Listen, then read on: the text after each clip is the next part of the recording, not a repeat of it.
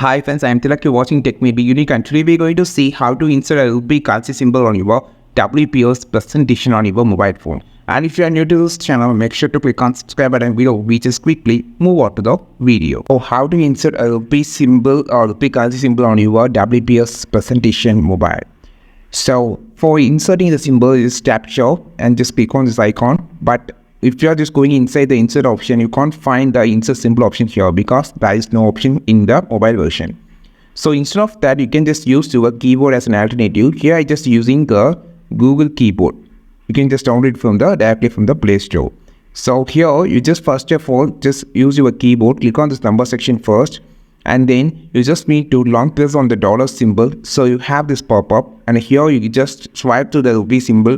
And this is how you just insert the rupee currency symbol on your WPS presentation on your mobile phone.